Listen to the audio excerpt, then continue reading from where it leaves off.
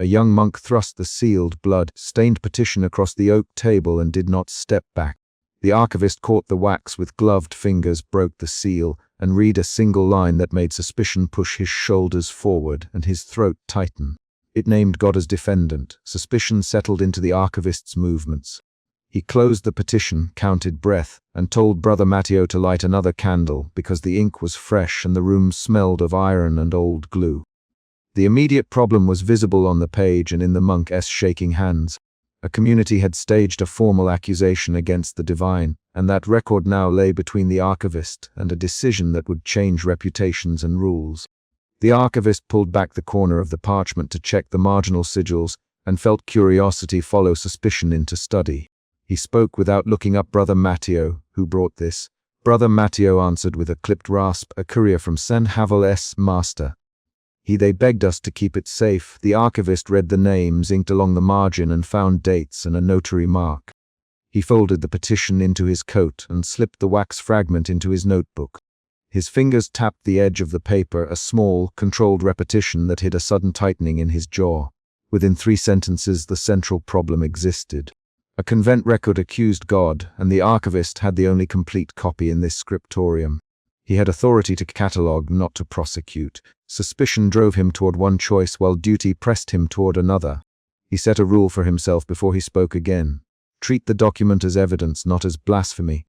He lit the second candle, put the petition beneath a weight, and told Brother Matteo to fetch the ledger of visitors for the last year.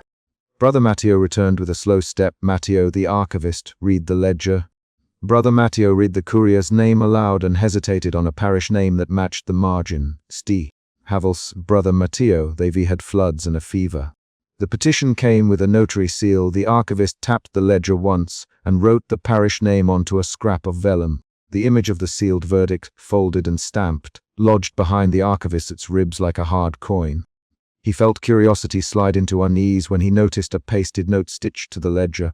Do not open these without prior sleeve.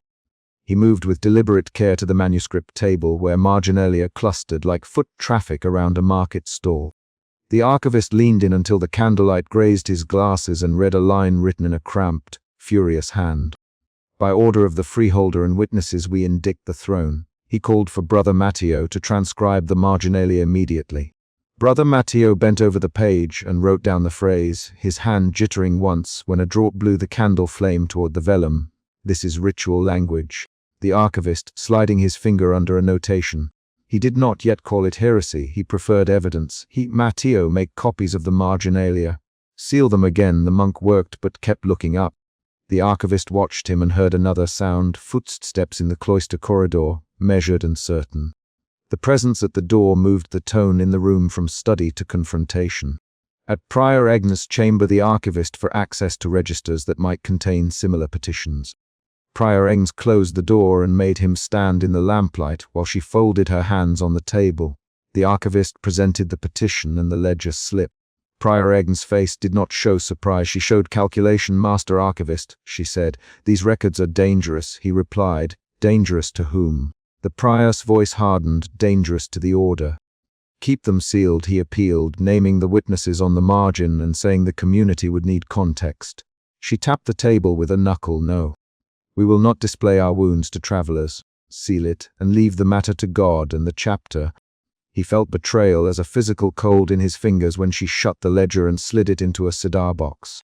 The archivist left the prior's chamber with the petition folded against his chest and a new layer of resolve. Outside, a woman pushed into the cloister courtyard and called his name. She held a handkerchief to her mouth and mud on her skirts.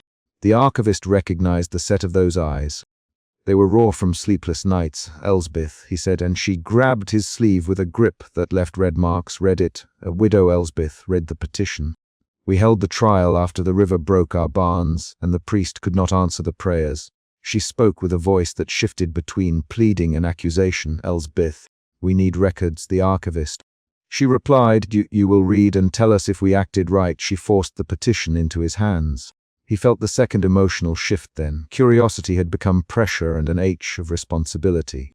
Her hands trembled, and the archivist steadied the page and read the opening argument aloud so she could hear the words that had set the village to act. The petition described a staged courtroom, a wooden bench named witnesses, a sealed verdict removed from the altar and placed within the public square. The archivist's mouth formed the words precisely, and he watched Elsbeth's face as names in the margin reached her. We saw to justice. The archivist noticed the way her fingers flexed, and how she did not blink when the name of her dead son appeared among the witnesses. He had seen grief before. This grief had organized itself into a legal procedure. After the courtyard, the archivist and Brother Matteo moved through a narrow stair and into the underground stacks. The air changed. It tasted of dust and iron.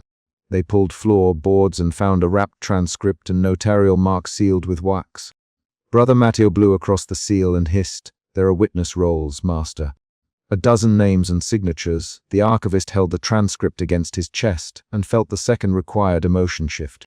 The H and pressure transmuted into a sharper fear when he read rotating witness accounts that told the same procedure. Where suspicion had guided him at first, now fear lengthened his pauses and made his pen hover. They carried the wrapped transcript back toward the archive entrance and found Canon Romanus waiting in the doorway, his cloak damp from the outer courtyard. Canon Romanus stepped in and did not sit. He laid a hand on the ledger and said, "These are state matters." "Leave them to me." The archivist kept his voice flat. "Canon Romanus, the documents show a formal seal and notarization. They belong properly in the archive." The canon smiled without warmth. "They belong to caution. You will seal them. I order it." The archivist felt the room narrow.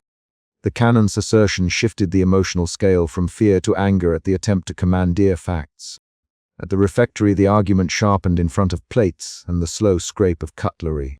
The archivist stood opposite Prior Agnes and Canon Romanus. "Prior Agnes," he said, "you said these records would be preserved. The transcript proves this was not a single outcry. The petition follows liturgical law for a trial." Canon Romanus answered, "Archivist, you mistake piety for rebellion. Open them and you open our order to the crown." Prior Agnes interjected, "We have orders to avoid scandal." The archivist pressed, "Who gave that order?" The prior looked away and said, "You know the bishop's letters." Brother Matteo spoke up, his voice quick. "Prior Agnes, Matteo says the ledger marks 3 visits for inquiry." The prior's face hardened. "Enough.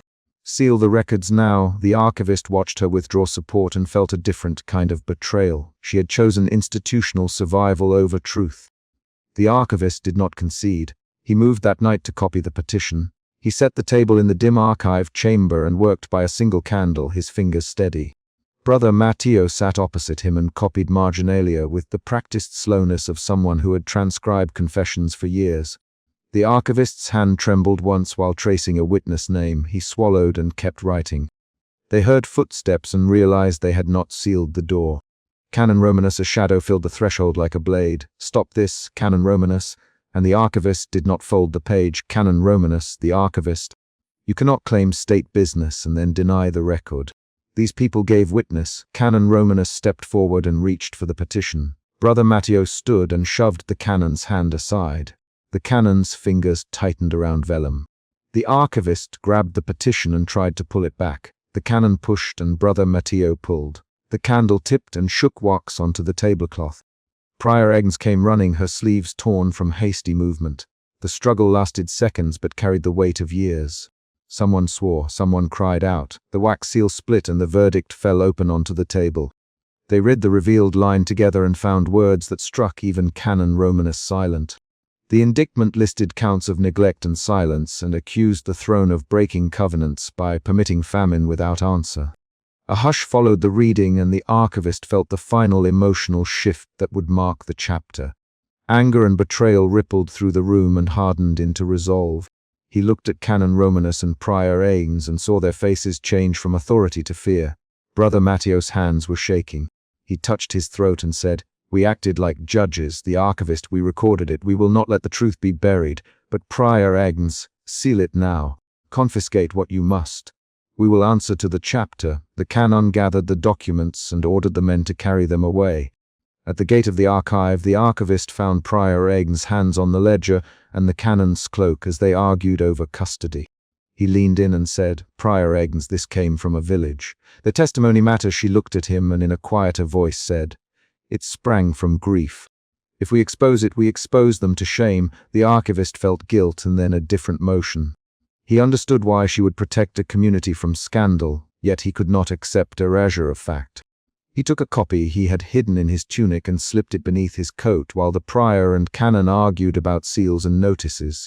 Before dawn, in the cold air of the cloister archways, the archivist folded his copy and kissed the edge of the vellum with a gesture of reverence that was not a prayer but a witness. Widow Elsbeth stood at the far arch with the pallor of grief still in her cheek. Prior Agnes approached with the ledger and hesitated. She spoke to Elsbeth in a low tone, and her words had the shape of a confession. We feared disgrace. We sealed the papers to protect the order. Elsbeth's mouth tightened. You sealed our truth, she said. The archivist stepped forward and offered the hidden copy. Elsbeth, he said, I will trace where this came from. I will read each witness aloud. Elsbeth took the page and pressed it to her chest. The chapter closed on a concrete choice. The archivist tucked the rest of his notes into the satchel he always carried, fastened the brass lorgnette in its leather case, and left through the service gate as the first bell began to toll for matins. The bell's sound cut the courtyard into segments of time, and the archivist walked with the copy held close. Feeling suspicion turn to duty in his limbs and a vow solidify with each measured step, he left with two things in mind: to follow the names that appeared on the transcript into villages and registers, and to learn whether a communal trial that accused the divine had been an act of ritual law or a driven attempt at revenge. The evidence would demand an answer. He had the copy, Elsbeth had a witness, and the prior had confessed to concealment. The last paragraph of this chapter is not a thought but an action. The archivist walked past the cloister gate, counted his steps to the road, and folded his cloak against the coming rain as he set his course for St. Havels. The candle flame leapt when the monk slammed his palm onto the lectern. Parchment crackled under the seal and the room leaned in. Suspicion tightened the archivist's jaw before he broke the wax. Because that same suspicion had pushed him to catalogue petitions for 20 years and to notice handwriting that did not match any hand in the chapter. Read it, Brother Marcellus demanded, and the archivist read the single line aloud. God is to answer for his acts. The line landed like a thrown stone. Within 5 sentences the assembly had a clear problem, a formal accusation against the divine, and every choice after it grew from the archivist's suspicion that this was not merely sacrilege but a deliberate claim with roots. He had handled strange papers before. He knew how a trimmer in ink could signal someone trying to change a record, how a margin note could hide a signature. Now the sealed petition sat on the lectern as if daring the chapter to react. The abbot's face went hard. Brother Marcellus saw. The archivist opened his satchel, set his brass lorgnette on the nose of his shirt, and called for order with a measured breath. He wanted procedure. His suspicion drove him to keep the moment contained. The crowd's first emotional shift moved from shock to anger. Shouts rose, hands pointed. A man stepped forward and spat on the floor. This is blasphemy, the abbot who would bind our flock with such words. He reached for the petition and his fingers trembled. Prior Thomas, to his right, put a hand on the abbot's sleeve and said, We must follow rule. We must not strike first, the archivist answered. Read it properly. Let witnesses be named. If we escalate now, we become the accused. His voice carried the weight of someone who had watched documents provoke executions. The assembly split. Half wanted immediate denunciation, half wanted a formal reckoning. The tension rose in concrete actions. A bowl overturned, a bench kicked, not in vague dread. Someone in the back coughed and Sister Helena's name moved through the room like a current. She had been confined these weeks with fever and visions. Now several called for her presence. The archivist watched the door as the infirmary servant pushed Sister Helena forward, hair undone, eyes wet with recent tears. Her entrance formed the chapter's second emotional shift, from public outrage to unsettled curiosity. She crossed the stone floor, fingers worrying a rosary, and said, I saw a voice in the night. It named you, Thomas, and then it named the petition. The abbot's jaw tightened. The inquisitor, who had not yet arrived, was summoned with a note thrust into the servant's hand. The archivist ordered scribe Elias to copy the first reading into a fresh folio and to number every line. Elias, the archivist, write exactly as I read, and mark the margins. Elias set his quill and looked up, the candlelight catching the sweat at his temple.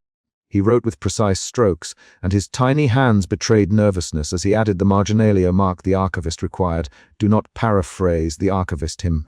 And Elias replied, I will not, master archivist. The exchange was short and contained. Elias's presence would matter. His writing would stand later as a record of what occurred. Outside the chapter house, the archivist sent a runner for Inquisitor Rook. The runner returned with a stern nod and Rook's weathered seal. When Inquisitor Rook entered, he brought with him the look of secular authority, a man whose judgments had unstitched families and re-stitched law, you called. Rook, show me the petition. The archivist handed the ash, stiffened scroll across the stone and watched Rook's fingers test the seal. Rook smelled of oil and old leather. His boots left a salt line on the corridor. The room's mood shifted again, from distrust into a brittle calm, because a formal eye was now present. They moved to inspect the petition in the scriptorium by lamplight. The archivist and Elias spread the parchment over a clean oak table. He traced the ink with his fingertip, noting pressure and start-stops in strokes. This hand is practiced, he said aloud, but the final flourish is wrong. As if someone stopped halfway through a name, Elias leaned close and tapped a marginal smear with his fingernail, fresh brown that had not yet dried fully into the centuries. Blood Brother Marcellus before he could stop himself. The archivist listened for the second emotion shift inside him. Suspicion, then the prickling of doubt about authorship, not about the content. If this is blood, it was placed recently. Elias. The archivist felt a decision forming, to treat the petition as evidence rather than a provocation. Scribe Elias read the marginalia aloud. It contained a script he recognized as a later addition. A cipher of names, one crossed out, another circled. This has been tampered with, Elias. Inquisitor Rook examined the crossed name and muttered. Someone wanted confusion. The archivist. Whose hand is this cipher like? Rook shrugged and said, not ours, likely not local. Send word to the abbeys to the west. Find similar seals. The archivist ordered men to copy the cipher and to test the stain with wine and ash. These concrete acts, sending runners, comparing hands, testing stains, layered method over outrage. The assembly's fury cooled into procedural movement. That night, after the chapter house emptied and only the candle at the scriptorium burned, the archivist sat with Elias while they catalogued the petition's fibers. The archivist's hands moved steadily as he spoke in low measured phrases. We keep a record of the sequence. We do not allow spectacle to decide. Elias nodded and wrote. Then the archivist paused and said, we must summon witnesses who saw the petition leave the cloister at that instruction. Brother Marcellus returned, breathless, claiming he'd seen a figure in the yard at dusk, carrying a small reliquary. I followed the figure to the gate, Marcellus. He ducked his head and slipped into the alley. The archivist's suspicion folded into resolve. He had moved from suspecting forgery to seeking the human hand behind the document. They found the reliquary in a gutter by dawn, dented, blackened with candle wax. The archivist pried it open with the antique key he wore on a cord. Inside lay a folded slip, its edges singed. Elias wiped ash from his sleeve and handed the slip to the archivist on a small tray. He unfolded the note and read a single sentence. You judge what you do not know. The words altered the direction of the inquiry. They also caused a sudden emotional spike in the chapter, from calm diligence to prickling alarm, because the note implied surveillance and intent. The archivist traced the pen stroke and felt the hair at his neck stiffen. He ordered runners to check the alley and to question the household staff. Sister Helena's testimony arrived in the infirmary in a new form that night. She described a dream where the accused voice answered her question and named Brother Marcellus as having seen the man they accuse, and they will be answered. Helena the abbot. The words contained a contradiction of the original petition and placed the assembly itself within the indictment's frame. The archivist watched the abbot, whose lips pressed into a thin line. Helena, you must be certain. The abbot, do you swear to this vision? Helena looked at him and said, I swear, abbot, I saw the face and the hand. The casting of the vision shifted authority toward prophetic claim and away from pure clerical process. The archivist's suspicion curdled into a careful fear that the trial would fracture the community. When they convened at the altar just before dawn, the chapel was colder than the scriptorium. Inquisitor Rook presided, robed, and the archivist placed the petition on the altar with gloved hands. The candles threw long teeth of light across the stone. The gathered clergy formed a tight ring. Rook called for formal gestures, and the abbot intoned the opening prayers with a voice that quivered only once. State your case, Rook. And Brother Marcellus stepped forward. Pointing at the petition, this mockery must be burned and the blasphemer punished, he declared. The exchange filled the room with contained violence. People shifted, fingers tightened around rosaries, and a boy in the back started to cry. The archivist for orderly testimony. He addressed the assembly plainly. We will witness. We will document. We will not rage without record. Then Sister Helena spoke, voice thin but steady. The answer I received named no outer blasphemer. It named our convening as the act that called the charge. A ripple went through the clergy. Someone hissed, "Helena," said the abbot. "Explain clearly, Helena." The voice said the petition was a mirror held by this chapter. "If you call the divine to account, you call yourselves first." The chapel's air tightened with accusation not directed at an absent God, but at the men and women gathered there. The archivist heard an internal shift. His methodical resolve became tangled with the personal. He felt his own role under the light. At the point the court demanded a verdict, the petition combusted into ash without an open flame. The archivist had his hand on the table when the paper smoldered and folded inward, leaving a blackened ring and a small folded note that fell onto the altar cloth. Everyone reached. Inquisitor Rook lunged and the abbot moved to seize it. Sister Helena's fingers were first. She caught the scrap and held it out like a judge's gavel.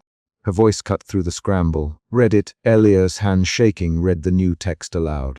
The note's lines did not accuse God but listed names, those who had argued to pursue the petition, the room and its order reversed. Accusations swung back at those who had convened the trial. That moment was the chapter's climax, the beat where ritual turned inward and the assembly became defendant. Panic followed that instant. Some clerics bolted for the door. Others lunged for the scrap as if grabbing truth would steady them. The abbot ordered containment and 2 men seized the altar cloth to prevent anyone from leaving. Inquisitor Rook barked commands. His voice cut across the crying boy and the shuffling feet. "Hold," he shouted. Brother Marcellus pushed past the grip of a novice and shoved a man against the stone pillar. "Seize Helena," he roared, and 3 men pinned her wrists. The archivist stepped between them and said, "No, leave her." His voice fell on the abbot. "We will not make martyrs tonight for the sake of procedure." The physical conflict, pushing, straining, the scrape of rope against sleeves, resolved into a fractured community. The archivist felt the second set of emotion shifts converge. Doubt yielded to fear, fear to a stubborn, guarded resolve. After the chaos, the chapter split. Runners took men to guard the gates. The abbot ordered a watch. Brother Marcellus gathered a band to search the cloister. The archivist escorted Elias to his study with the fragment and the folded note. He locked the door, set a candle, and placed the scrap on the desk.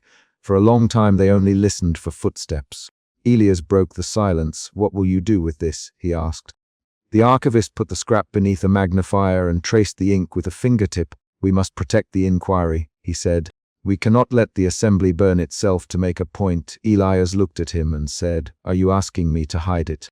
The archivist did not answer immediately. He weighed the moral cost. They examined the scrap together and found a slip glued into the fold. A tiny tally of names and a smear that matched the stain on the petition. The archivist realized the tally implicated not an invisible God but specific men who had voted to pursue the charge. A twist formed then that changed everything the archivist had believed earlier. The petition had been both provocation and mirror, designed to force confrontation inside the chapter. The revelation reframed the initial sealed petition from simple blasphemy to engineered exposure. The archivist's reaction was concrete. He reached for his satchel, fetched the antique key, and pried open the locked chest under his desk. Inside he placed the scrap and slid in a thin strip of vellum where he would later write an explanatory note. He would not present the scrap at the next chapter assembly. "We will investigate the origin quietly." The archivist. Elias replied, "But master, if this is evidence and we hide it, do we not become complicit?" The archivist answered, "If we present it now, the chapter will tear itself apart and invite secular wrath. If we delay, we may find the man who slipped the reliquary in the gutter." Elias breathed in slowly and then nodded.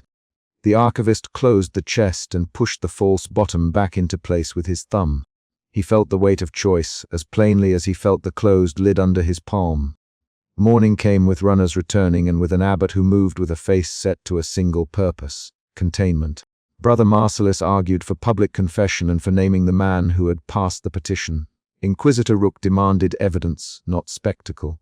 Sister Helena sat with her hands folded, eyes red but steady. The archivist watched them all and thought of the sealed petition as a lever that had been used to test the chapter's moral bearings. He thought, too, of the archivist's own role in holding or releasing that lever. He had kept books to protect truth. Now he kept one paper to protect people. The last paragraph ends with a concrete beat.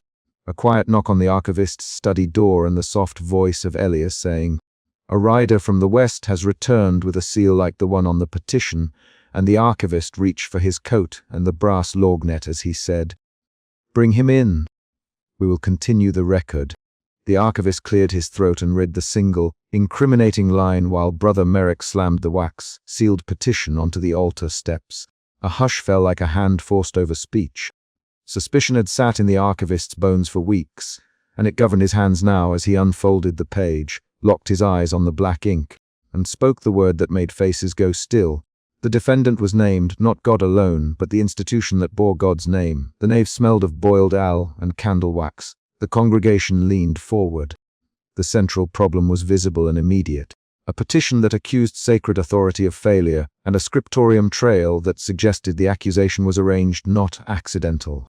That suspicion drove every movement the archivist made in the next hours. He would not let a signed accusation be swallowed by silence.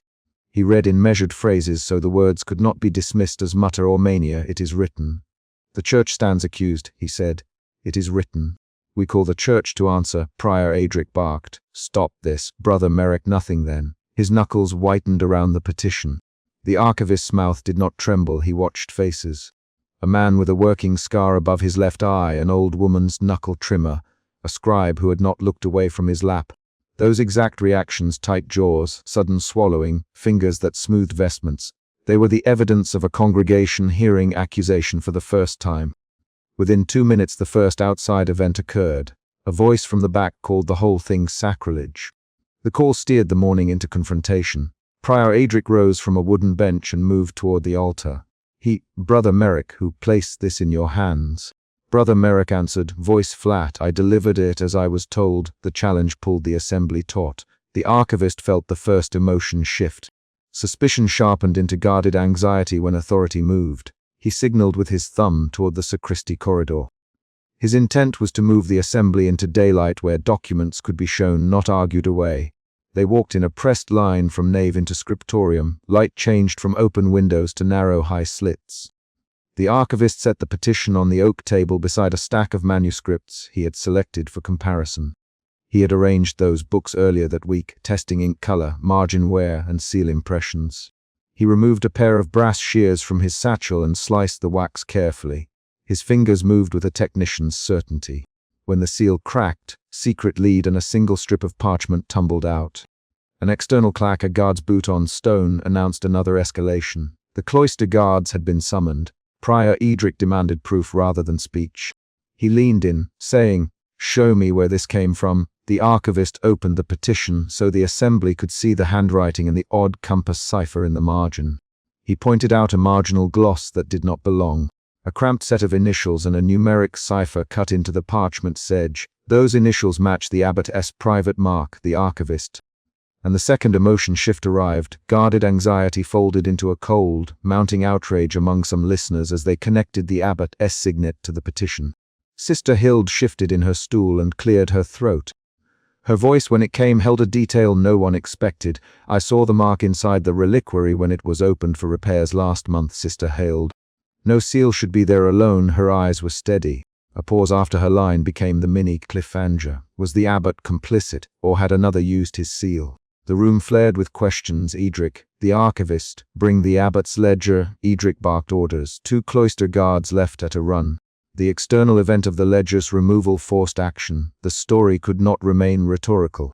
They found the ledger in the abbot's private chest, beneath a pile of harvest receipts. The secret scribe produced it with a hand that did not hide the trimmer. He said, "I was told to retrieve it only upon Prior's instruction." The archivist scanned handwriting against the petition.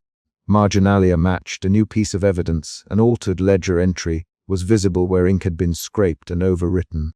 The archivist tapped the blotched entry with a fingernail. "They attempted to disguise this," he said. The congregation murmured.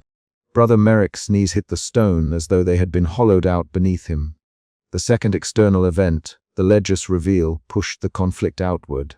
Tension rose into confrontation. Prior Edric's face tightened. "This is a forgery," he said. "Someone has framed the abbot." His cadence clipped like someone striking a bell. "Prove it," he demanded to the archivist and to the scribe.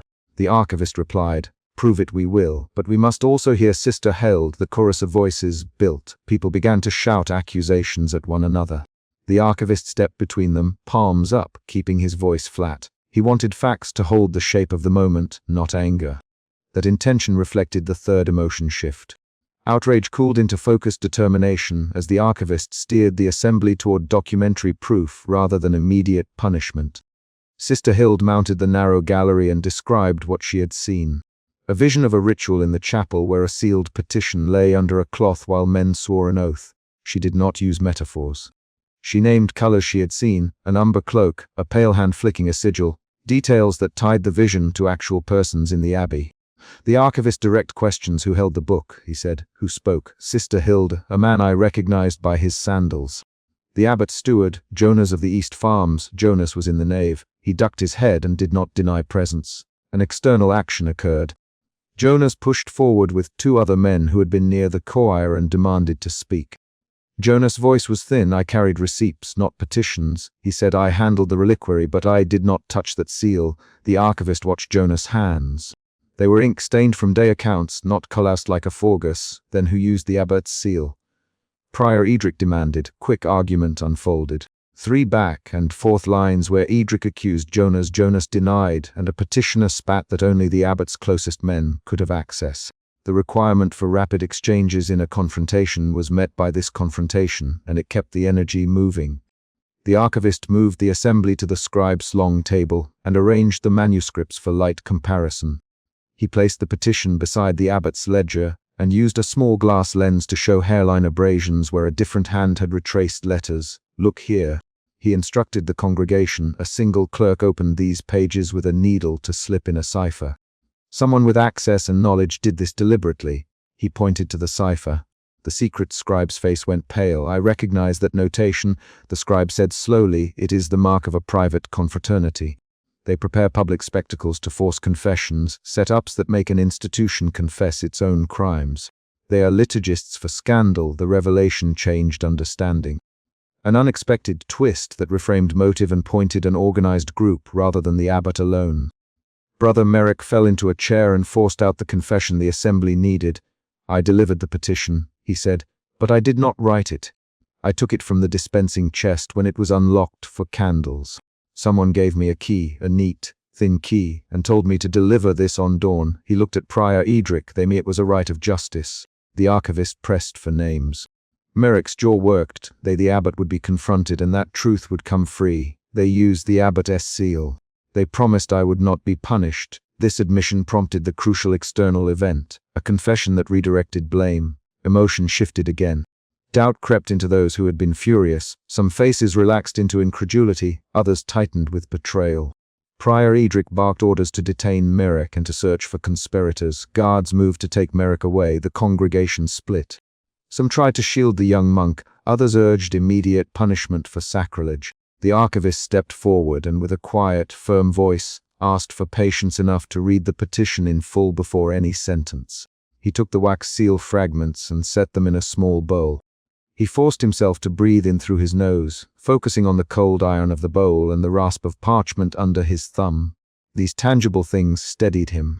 He thought of the seal's impression, the abbot's private device, pressed into blood-smeared wax. He had catalogued such impressions for 20 years. Memory from archive work supplied the comparison, and that earlier labor delivered clarity now. The public unsealing at the high altar was the climax the day had been heading toward. Vespers moved the light from bright to the low, angled amber of dusk. Candles shivered in brackets along the choir screen. The archivist carried the verdict scroll up the altar steps, guards at his back, and set it on the marble. The congregation pressed forward until collars brushed his cloak. Prior Edric hissed, "You cannot do this, archivist." The archivist lifted the waxed petition and, with a single hard motion, cracked the remaining seal. He read aloud the line that no one had expected to find there. The writing did not accuse God any longer. Instead, the scroll named the church's defendant with a single directive, that a formal accounting be opened against the officers of the abbey. Voices rose. A guard reached for the archivist's arm. The third emotion shift arrived.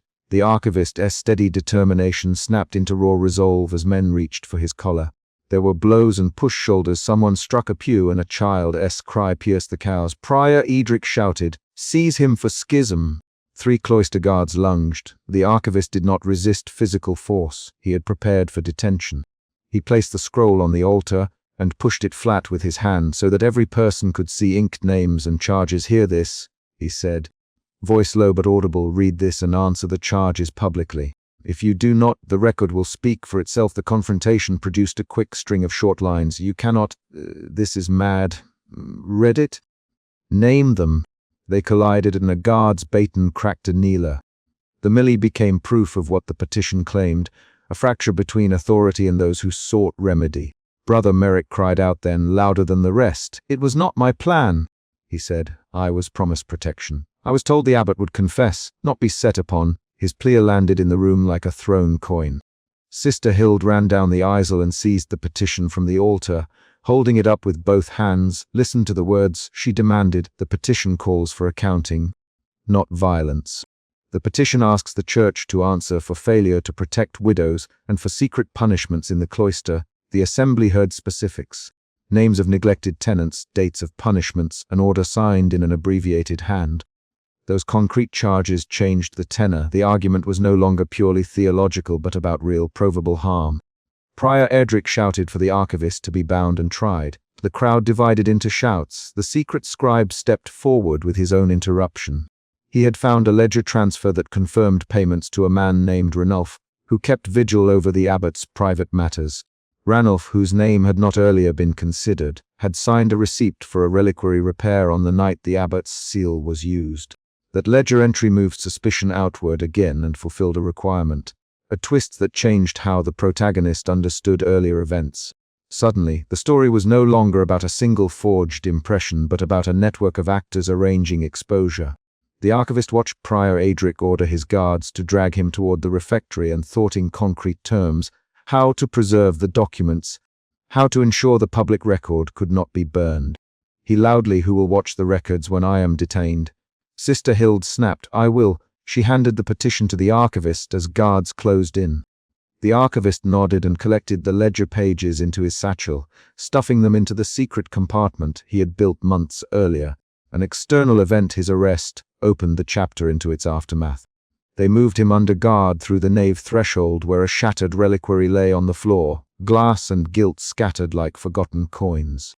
The archivist stooped and plucked a single page that had been pushed under a pew. It described a confession forced under duress 2 seasons earlier.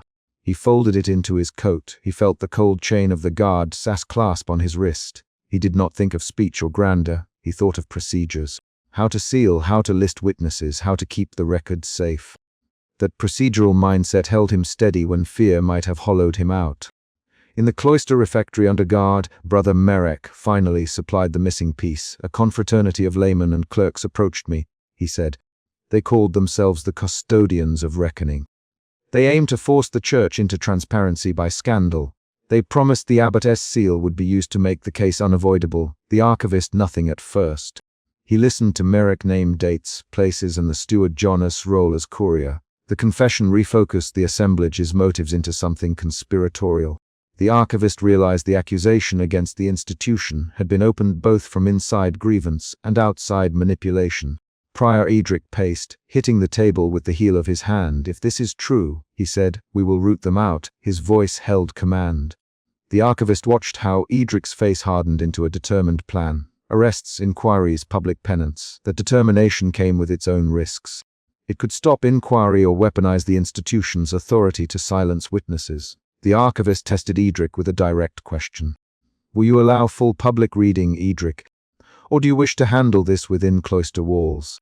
Edric's pause lasted long enough for people to murmur, "Public reading will inflame the common folk." He said finally, "We will judge in private." The archivist's mouth went thin. The private resolution forced a choice. The archivist could accept containment and lose public accountability, or he could press for open tribunal and risk blood on the nave steps. He weighed the concrete consequences: witnesses intimidated, records vanished, an abbot protected at public cost. He saw Sister Hilda's face when the ledger's entries named a man punished for theft without trial. She stepped forward and said, "Do not hide this." Her voice was small but hard. The archivist nodded once and in a quiet, controlled way asked, "Then summon the townsfolk and list the charges now." The decision was made. That choice resolved the chapter's mini-conflict. The path forward would be public. They prepared to move. The archivist instructing Sister Hild to gather witness names, the secret scribe to make 3 copies, Brother Merrick to point out who had handed him the key. Prior Adric watched the preparations, jaw clenched, and sent 2 guards to detain Ranulph. The external event of Ranulph's capture came quickly. When the man was dragged into the refectory, he did not deny his hand had touched the seal on the night in question. His confession under threat was messy. He named people and times, and the custodians planned to force moral accounting by spectacle. Night came down and the choir candles guttered. The archivist sealed the manuscripts he could not keep safe into a stout chest and wrapped the verdict scroll in oiled cloth. He labeled the chest with the abbot's ledger number and slid it beneath the stone stair where only an archivist's key fit. He wrote a note on a slip of vellum, names, ledger folios, and a directive for Sister Hild if anything happened to him, and tucked it into his pocket. The final action took the day's heat and turned it into a physical containment. Documents secured, witnesses named, and the questions sent outward. As they led the archivist out of the locked archive, the chapter closed on a concrete beat. A heavy knock sounded at the outer gate, 3 short, authoritative raps that stopped everyone in their tracks. The guard called out that a messenger had arrived bearing a sealed letter from the abbey's external bishop. The archivist felt the weight of that knock in his bones. It was not abstract dread, but a physical sound that demanded an answer. He turned his head as guards pushed him toward the gate and could see, through the doorway, a slit of grey dusk. The messenger's gloves held tight around a large wax seal. He recognized the seal pattern at once. He had catalogued it years earlier in a different volume. He did not know whether it meant relief or a new trial, but he knew this. The verdict would not remain unread. The chest was locked. The scroll lay folded under oilcloth. The knock repeated once. The archivist walked toward the gate with his hands cuffed and his satchel heavy, and Sister Hild held the ledger close as the refectory doors closed behind them. Emotion root suspicion. The suspicion present at the chapter's start guided the archivist's decisions and carried him through doubt, outrage, and purpose until the ending knock forced a new external event. He had moved with specific procedural acts, reading, sealing, cataloging, and hiding, that tied feelings to concrete actions. The public had heard the accusation. The custody of records had shifted. The next stage would demand answers, and the archivist stepped into it with documents trapped under cloth and a sealed letter waiting at the gate.